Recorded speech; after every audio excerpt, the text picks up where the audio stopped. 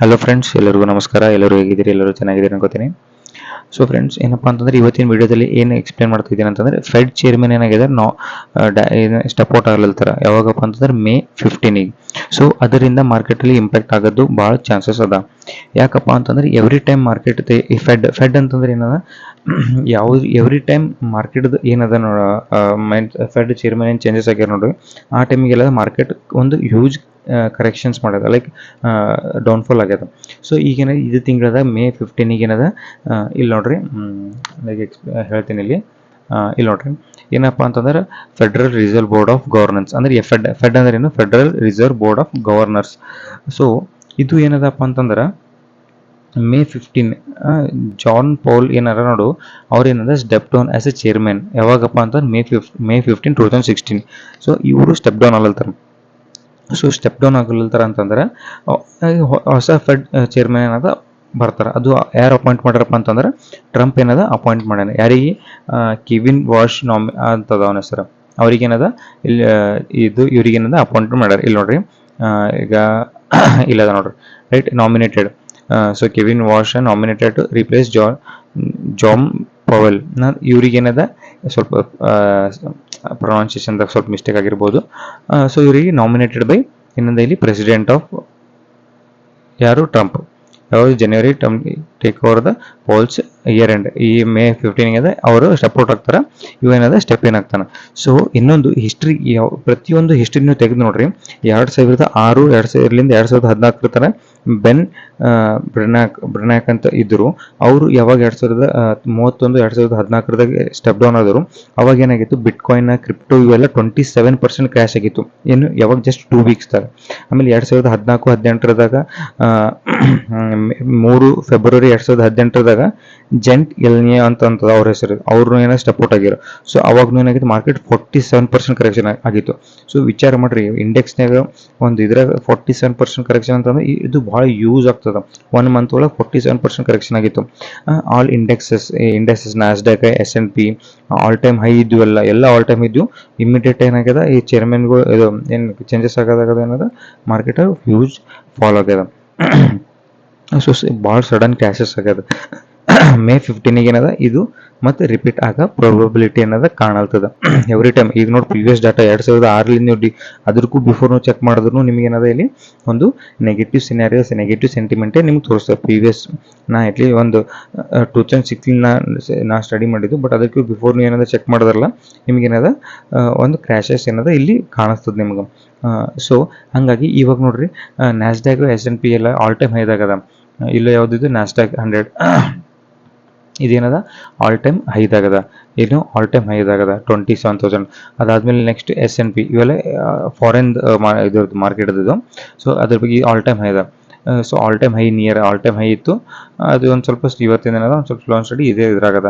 So May 15 ವರೆಗೂ ಬರೋದು almost all ಒಂದು ಕರೆಕ್ಷನ್ಸ್, ಮೇನ್ ಕರೆಕ್ಷನ್ಸ್ ಆಗ ಪ್ರೊಬಬಿಲಿಟಿ ಏನದ ನಮಗಿಲ್ಲಿ ಕಾಣಿಸ್ಕೋತದ. ಸೊ ಯಾವುದೇ ಇನ್ವೆಸ್ಟ್ಮೆಂಟ್ ಮಾಡೋದಾಗದು ಅಥವಾ ಪೊಸಿಷನ್ಸ್ಗೆ ಏನಾದ್ರು ಮಾಡೋದಿತ್ತಂದ್ರೆ ನೀವು ಏನದ ಒಂದು ಸ್ವಲ್ಪ ಯೋಚನೆ ಮಾಡಿ ಏನದ ನೀವು ಮಾಡಬೇಕು. ಇಲ್ಲಿ ನೋಡ್ರಿ, S&P 500 ಇಂಡೆಕ್ಸ್ ಏನದ ಆಲ್ ಟೈಮ್ ಹೈದಾಗ ಏನದ ಒಂದು ಸೆಲ್ಲಿಂಗ್ ಪ್ರೆಷರಿಗೆ ಕಾಣಲ್ತ ಆಲ್ರೆಡಿ. ಈಗ ನೋಡ್ರಿ, ಈ ತಿಂಗಳು ಸ್ಟಾರ್ಟ್ ಆಗಿ 2 ಡೇಸ್ ಆಯ್ತು. ಈಗ ಆಲ್ರೆಡಿ ಒಂದು ಸ್ವಲ್ಪ ಸೆಲ್ಲಿಂಗ್ ಪ್ರೆಷರ್ ಇಲ್ಲಿ ಕಾಣಲ್ತದ. ಸೊ ಇಫ್ ಇನ್ ಕೇಸ್ ಏನಾದರೂ ಮೇ 15 ಆಯ್ತು ಅಂತಂದ್ರೆ ಇಲ್ಲಿ ಇದು ಒಂದು ಯೂಸ್ ಕರೆಕ್ಷನ್ಸ್ ಆಗ ನಮ್ಗೆ ಇಲ್ಲಿ ಪ್ರಾಬಬಿಲಿಟಿ ಏನದ ಕಾಣಿಸ್ತದೆ, ರೈಟ್. ನಾ ಏನಂತಿದ್ದೆ ನಿಮ್ಗೆ, ಫೆಬ್ರವರಿ 2014 ಡಾಟಾ ಈಗ ಹಿಂದೆ ಹೋಗ್ಬೇಕಂದ್ರೆ ಸ್ವಲ್ಪ ಟೈಮ್ ಹಿಡಿತದ. ಲೆಟ್ಸ್ ಸಿ, ನೋಡೋಣ, ಚೆಕ್ ಮಾಡೋಣ. ಒಂದು ಏನಾರ ಬಂದರೆ ನಾನು ನಿಮ್ಗೆ ತೋರಿಸ್ತೀನಿ. 17, 16, 15, 14. ಓಕೆ, ಇಲ್ಲಿ ಬಂತು ನೋಡ್ರಿ, 14 ಫೆಬ್, ಡಿಸೆಂಬರ್, ಜನವರಿ, 14. ಓಕೆ, ಇಲ್ಲಿ ಕರೆಕ್ಷನ್ಸ್ ಒಂಚೂರು ಒಂದು ಸ್ವಲ್ಪ ದೊಡ್ಡದು ಮಾಡ್ಕೋತೀನಿ, ರೈಟ್.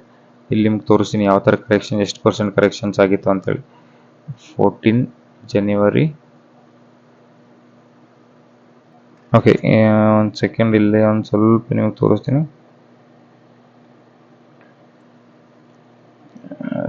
31 ಇಲ್ಲಿ ನೋಡ್ರಿ, 31 ಅಕ್ಟೋಬರ್. ಓಕೆ, ಇಲ್ಲಿ ಎಷ್ಟು ಪಾಯಿಂಟ್ಸ್ ಡೌನ್ಫಾಲ್ ಆಗಿದೆ ಇಲ್ಲಿ ನೋಡ್ರಿ, ಕರೆಕ್ಷನ್ಸ್ ಆಗಿದೆ ನಿಮಗೆ. ಇಲ್ಲಿ ಆಲ್ ಟೈಮ್ ಹೈ ಇತ್ತು. ಆಲ್ ಟೈಮ್ ಹೈ ಇದ್ದಿದ್ದು ಎಷ್ಟು ಪರ್ಸೆಂಟ್ ಆಗ್ಯದ, -9.13%. ಓಕೆ, ಮೈನಸ್ ಇಷ್ಟು ಕರೆಕ್ಷನ್ಸ್ ಆಗಿದೆ ನಿಮಗೆ. ಅದಾದ್ಮೇಲೆ ಮತ್ತೆ ಅಪ್ ಸೈಡ್ ಮೂವ್ಮೆಂಟ್ ಆಗ್ಯದ, ಮತ್ತು ಇಲ್ಲ ಡೌನ್ ಸೈಡ್ ಫಾಲ್ ಆಗ್ಯದ. ಆಮೇಲೆ ಇದಾದ್ಮೇಲೆ ನೆಕ್ಸ್ಟ್ 3 ಫೆಬ್ರವರಿ 2018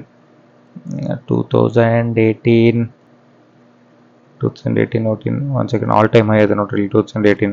ಸೊ ಇಲ್ಲಿ ನೋಡ್ರಿ 2018ದಾಗ ಯಾವ ಥರ ಕರೆಕ್ಷನ್ಸ್ ಆಗಿದೆ ನಿಮಗೆ, ರೈಟ್. ಫೆಬ್ರವರಿ, ಜನವರಿ, ಫೆಬ್ರವರಿ, ರೈಟ್, ಇಲ್ಲ ಅದ ನೋಡ್ರಿ ಎಷ್ಟು ಕರೆಕ್ಷನ್ಸ್ ಅದ ನಿಮಗೆ.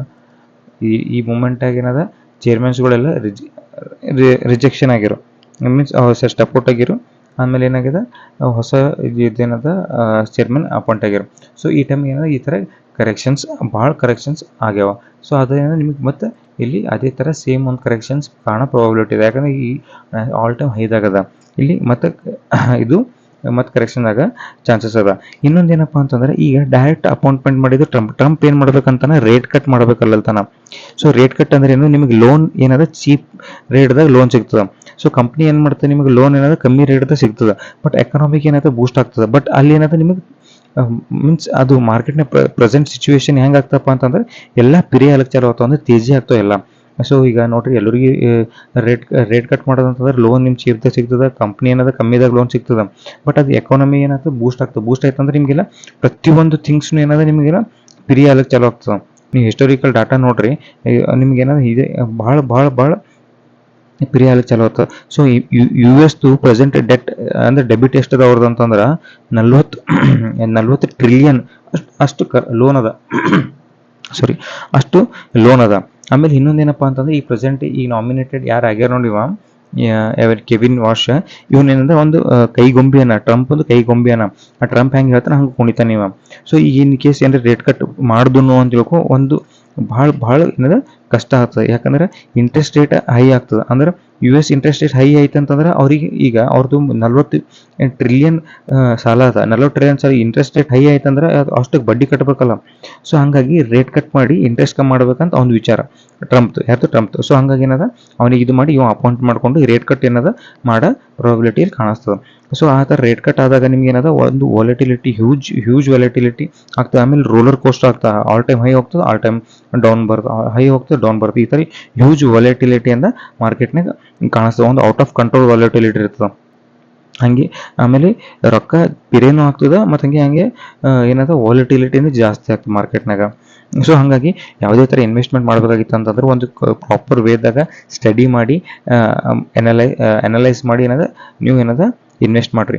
ಸೊ ಬೆಟರ್ ಯಾರ್ಯಾರು ಬಿಗಿನರ್ಸ್ ಇದ್ದೀರಿ ಒಂದು ಸ್ವಲ್ಪ ಅವಾಯ್ಡ್ ಮಾಡಿರಿ. ಯಾಕಂದ್ರೆ ಭಾಳ ರೋಲರ್ ಕೋಸ್ಟರ್ ಮಾರ್ಕೆಟ್ ಅದ ಈಗ ಪ್ರೆಸೆಂಟ್.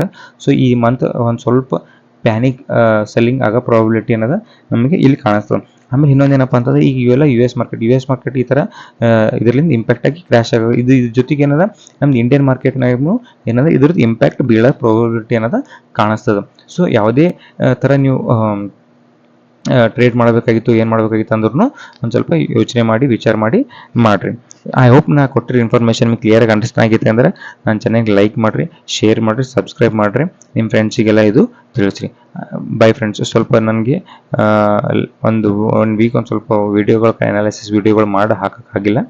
ಸೊ ಹಂಗಾಗಿ ಈ ಕಂಟಿನ್ಯೂಯೇಷನ್ಸ್ ಇಂದ ವೀಡಿಯೋ ಮತ್ತು ಮಂಡೆಯಿಂದ ನಾಳೆಯಿಂದ ನಾನು ಕಂಟಿನ್ಯೂಯೇಷನ್ ವೀಡಿಯೋಗಳು ಅನಾಲಿಸಿಸ್ ವೀಡಿಯೋ ಅಪ್ಲೋಡ್ ಮಾಡ್ತೀನಿ. So please hit the like button. ಆಮೇಲೆ ಫ್ರೆಂಡ್ಸಿಗೆಲ್ಲ ಸಜೆಸ್ಟ್ ಮಾಡಿರಿ, ಸಬ್ಸ್ಕ್ರೈಬ್ ಮಾಡಿರಿ, ಕಮೆಂಟ್ ಸೆಕ್ಷನಲ್ಲಿ ಕಮೆಂಟ್ ಹಾಕಿ. Bye friends.